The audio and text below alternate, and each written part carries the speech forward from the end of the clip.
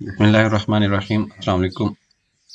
9.2 exercise का question number 6 statement है कि if cosecant theta is equal to m square plus 1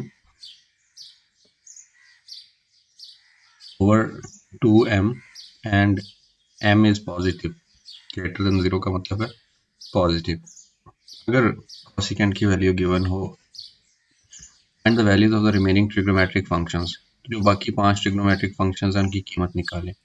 और ये वाली जो चीज़ ब्रैकेट में लिखी हुई है इसका मतलब ये है कि एंगल 0 से बड़ा है और π/2 से कम है। मतलब ये 0 से बड़ा है और π/2 से कम है। π/2 कहते हैं 90 को। तो फर्स्ट क्वाड्रेंट के अंदर एंगल है। तो इस लिखने का मकसद ये है, जैसा कि क्वेश्चन नंबर 4, 5 और इससे पहले वाले क्वेश्चंस में लिखा हुआ था कि angle is in first quadrant.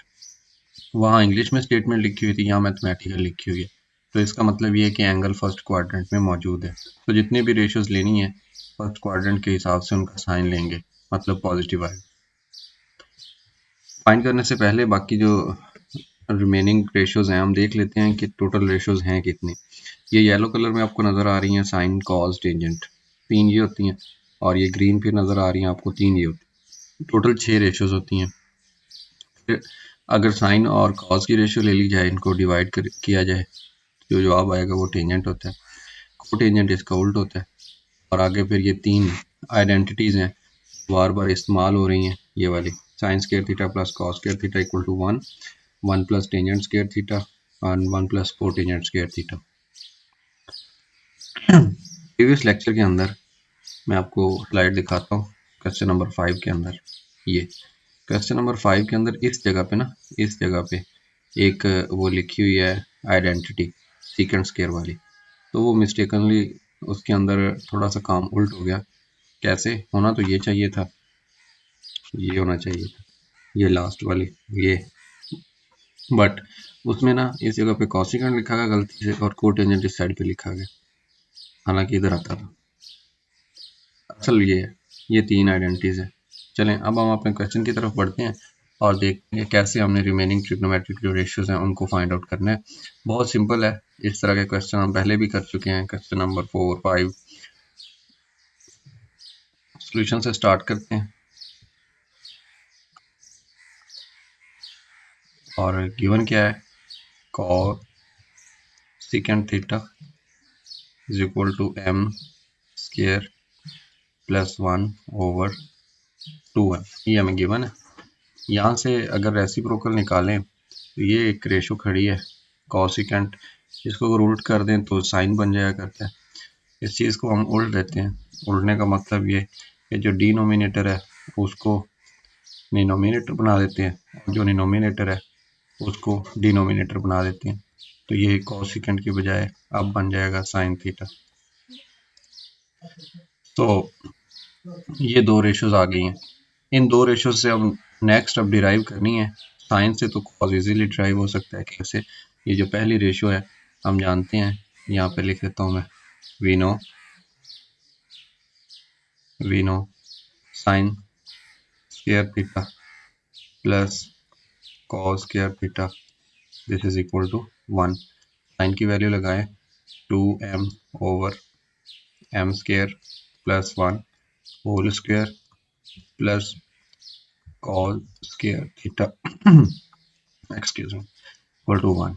इसका स्क्वायर ओपन करें, ये बन जाएगा 4m स्क्वायर और फ्रैक्शन के नीचे जो है m का स्क्वायर पहले से मौजूद है, स्क्वायर का स्क्वायर लेंगे तो ये पावर 4 हो जाएगी प्लस 1 और फिर 2ab के जरिए ये बन जाएगा 2m square cos square theta, ये बराबर आ गया 1 के। हमें क्योंकि चाहिए कॉस स्क्वायर थीटा की कीमत, तो कॉस स्क्वायर थीटा को इसी साइड पे लिखते हैं और ये 1 आ गया। इस चीज़ का इन्वर्स, एडिटिव इन्वर्स दोनों साइड पे ऐड कर देते हैं। मतलब इधर जमा तो दूसरी साइड पे ये माइनस होके ऐड हो जाएगा। 2m स्क्वायर में पहले लिख देता हूँ और 1 बाद में लिख देता हूँ।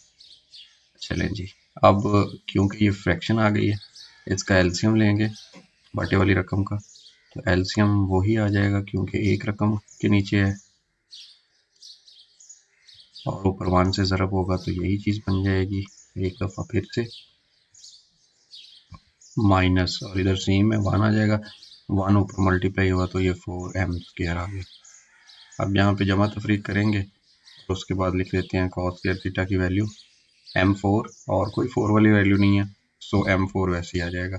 m² और ये भी m² है, इनके कोफिशिएंट्स ऐड हुए, सब्ट्रैक्ट हुए, तो -2m रह गया, +1 ओवर ये आ गया m⁴ + 2m²। तो ये यहाँ तक सिंप्लीफाई हो चुका है। मज़ीद सिंप्लीफाई करने के लिए हम देखते हैं, यहाँ पे मैं लिखता हूँ जनाब cos square theta this is equal to m4 को अगर मैं यूँ लिख दूँ m² का स्क्वायर, कोई प्रॉब्लम तो मेरा ख्याल नहीं होनी चाहिए, 2m² और इसको ऐसे लिख दूँ, और जो 1 है इसको लिख देता हूँ 1²। ये फैक्टराइजेशन आपने 6ठी 7वीं क्लास के अंदर पढ़ी कि कैसे अगर स्टेटमेंट ओपन दी गई हो तो उसको कैसे फैक्टराइज कर सकते हैं।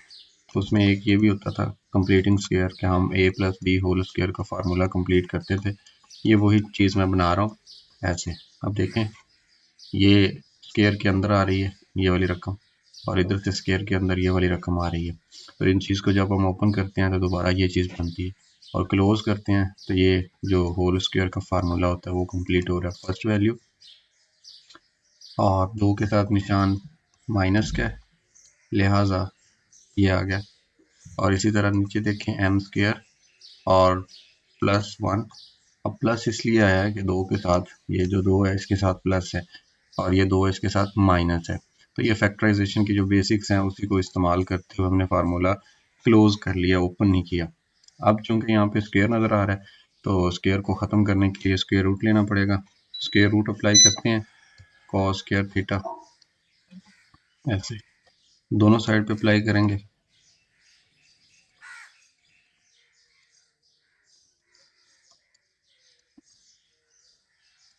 तो स्क्वायर स्क्वायर रूट से कैंसिल होके ये आज़ाद हो जाएंगे, और इधर से स्क्वायर ये ख़त्म हो गए।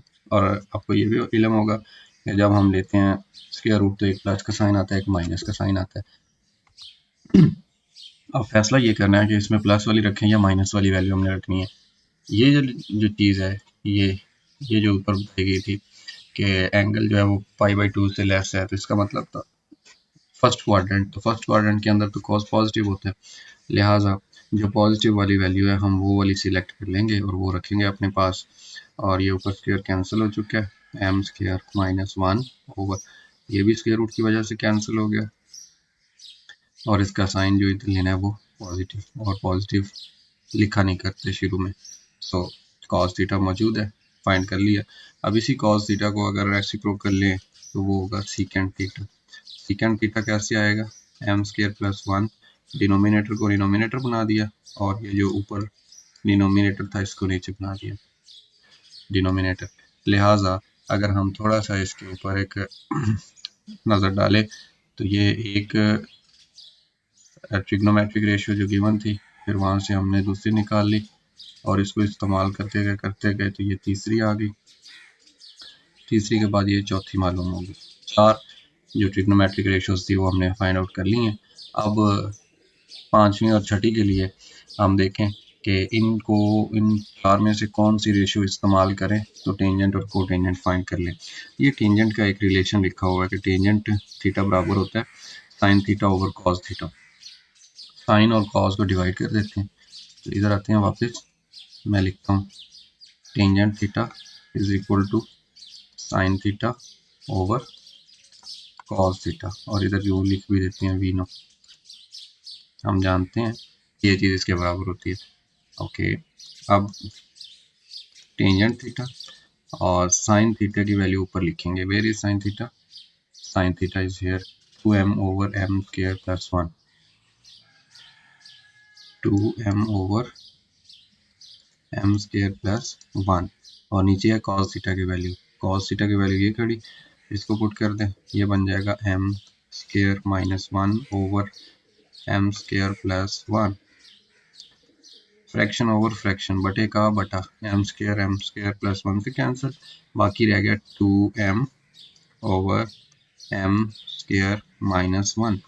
ये किस चीज़ का आंसर है जी, ये टेंजेंट थीटा का, एंगल का टेंजेंट रेशो फाइंड कर ली। और अगर इस चीज़ को इसका रेसिप्रोकल ले लें, that is called cotangent theta, and value को इन्वर्ट कर दें, उल्ट कर दें, नीचे वाली ऊपर, ऊपर वाली नीचे।